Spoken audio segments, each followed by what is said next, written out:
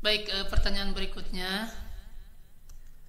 Jika seorang perempuan sedang haid, kemudian rambutnya rontok, apakah dia wajib mencuci rambut tersebut ketika mandi janabah?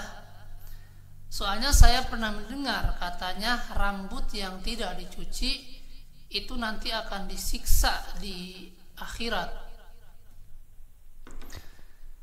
Tidak perlu dicuci ya. Jadi ketika seorang perempuan sedang haid kemudian rambutnya rontok, ketika dia mau adus atau mandi janabah, maka rambut itu yang rontok tidak perlu dicuci. Yang wajib dicuci itu yakni rambut yang masih nempel di kepala ya.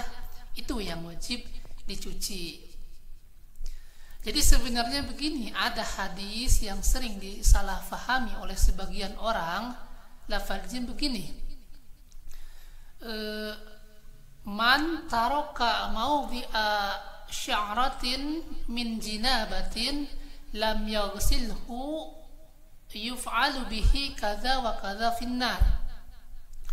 Barang siapa yang meninggalkan sehelai rambut janabah yang tidak tercuci, maka orang tersebut nanti akan diperbuat begini dan begini di neraka.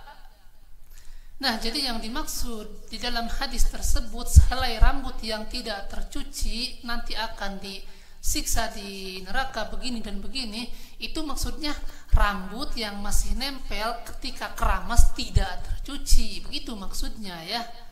Makanya di dalam masail fikih hadis tersebut dimasukkan ke dalam bab sahkah seorang wanita yang mandi junub tidak mengurai sanggul rambutnya. Maksudnya kalau tidak dibuka sanggul rambutnya itu khawatir tidak akan tercuci, dan masuk ke dalam hadis yang tadi, barang siapa yang meninggalkan sehelai rambutnya, rambut janabah yang tidak tercuci, maka nanti akan diperbuat begini dan begini di neraka ya. Jadi yang pertama itu yang sering disalahfahami sebagian orang, bahwa yang dimaksud sehelai rambut yang tidak dicuci itu yakni ketika orang tersebut keramas ya, tidak tercuci rambutnya.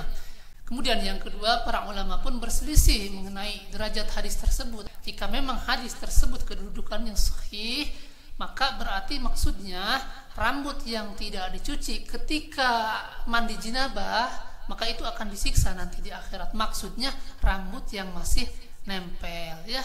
Jadi rambut yang rontok, kuku yang terkelupas itu tidak perlu dicuci ya, biarkan saja. Jadi yang dicuci yang masih nempel ya.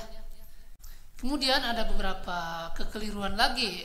Ada sebagian ibu-ibu yang salah paham, berhubung orang yang sedang haid itu tidak boleh mandi junub, dia menyangka bahwa dia itu tidak boleh keramas sama sekali ya. Jadi kalau haidnya seminggu itu mungkin bau rambutnya ya, tidak dicuci-cuci ya, karena salah faham. Yang benar itu tidak boleh mandi junub dengan niat mandi junub sebelum haidnya berhenti. Adapun untuk mandi biasa ya, dia tetap harus mandi ya, harus sehat, harus fresh ya. Nah, mungkin itu seperti itu ya. Ini sekedar tambahan saja.